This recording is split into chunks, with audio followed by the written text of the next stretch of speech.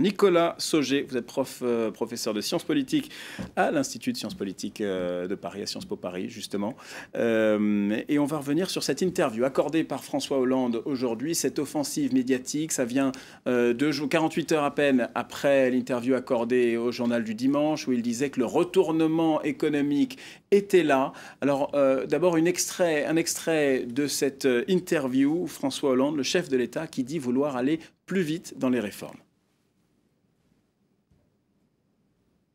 Je ne suis pas sourd, je vois les insatisfactions. Donc qu'est-ce que je me dis?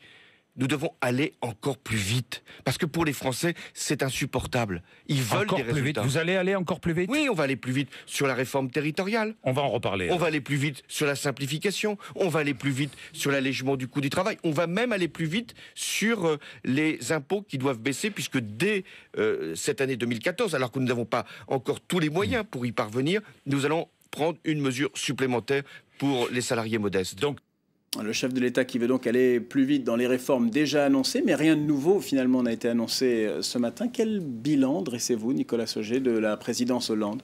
Pour l'instant, on peut dire que c'est un bilan d'un échec au moins relatif. Il est toujours étrange de voir, 2 ans après le début d'un mandat, de voir enfin l'accélération de réformes. On pourrait se dire, pour les citoyens lambda en tout cas, que s'il y avait besoin d'une accélération des réformes, s'il y avait besoin d'une urgence, alors c'était dès le début du mandat. Et finalement, ce mandat a été commencé sous l'auspice d'une grande crise économique. L'élection présidentielle avait été claire sur les enjeux.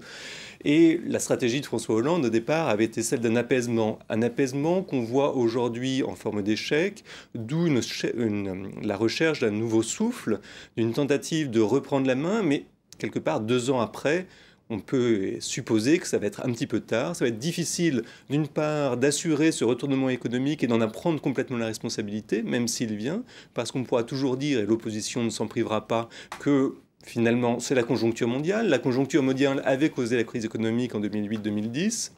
Ce sera probablement la conjoncture mondiale qui décidera d'une reprise économique en France. On voit d'ailleurs aujourd'hui que le frémissement, il n'est pas lié à la conjoncture en France même, mais lié à un rebond des exportations. Et c'est sur une reprise de l'activité que semble tabler François Hollande pour une réélection éventuelle en 2017. Bien sûr, alors c'est évident, une reprise économique est une condition, on pourrait dire, sine qua non, comme le reconnaît lui-même, avec un chômage qui continuerait à grandir jusqu'en 2017, il est hors de question probablement qu'il soit réélu. Mais même avec un chômage qui baisserait dans la situation actuelle relativement doucement, on ne s'attend pas à une reprise économique massive comme celle qu'on peut observer aux États-Unis, alors les chances de réélection de François Hollande, elles sont d'ores et déjà largement compromises à ce stade aujourd'hui. Il faut rappeler que la dernière période où les socialistes avaient connu une période d'embellie économique, c'était entre 1997 et 2002, avec le mandat de Lionel Jospin comme Premier ministre. Et on se rappelle l'échec retentissant qui avait été la candidature de Jospin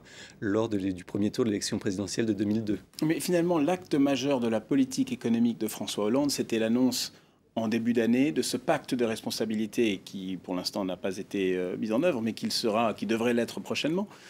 Pourquoi avoir attendu 2 ans? Alors pourquoi, à mon avis, pour des raisons bonnes et mauvaises, mais il y avait fondamentalement cette ambition pour François Hollande de restaurer une confiance et de restaurer un apaisement dans les relations sociales et économiques. Quelque part, on pourrait dire que c'est a posteriori une erreur de lecture sur la situation économique et sociale de la France en 2012. François Hollande pensait que c'était finalement Nicolas Sarkozy qui était responsable en partie de la crise. Ce n'était pas complètement le cas.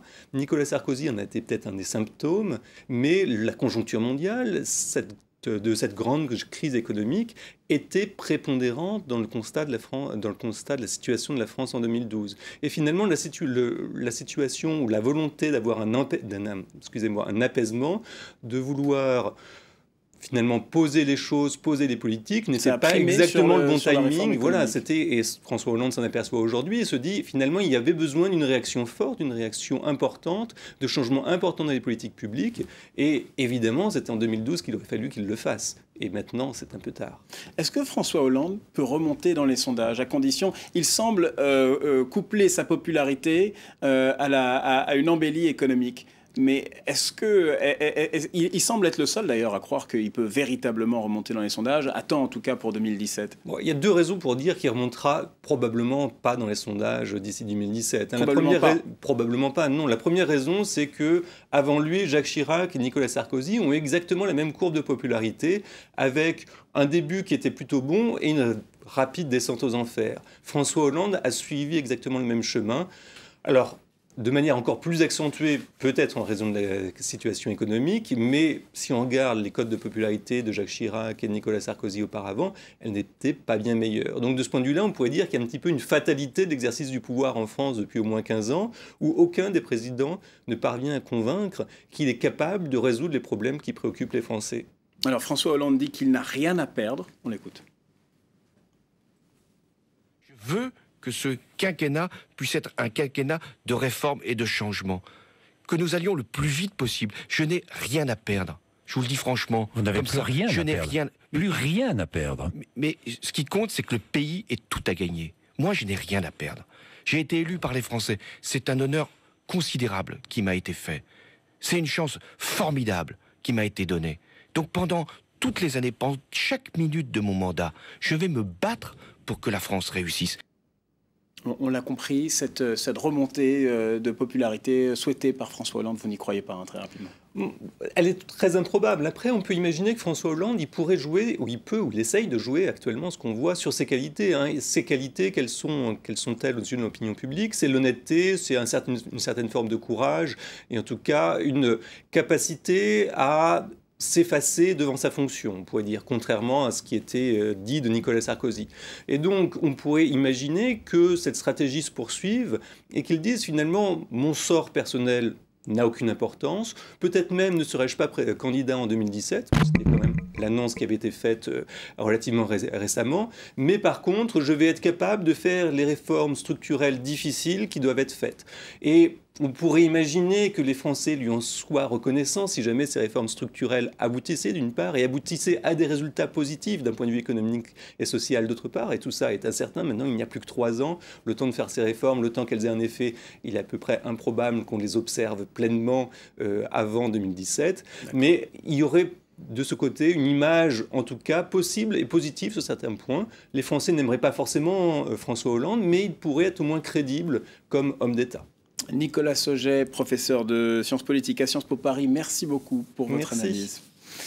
Et puis l'actualité sportive, à présent, au sommaire ce matin, rugby et football. Et on commence par la première.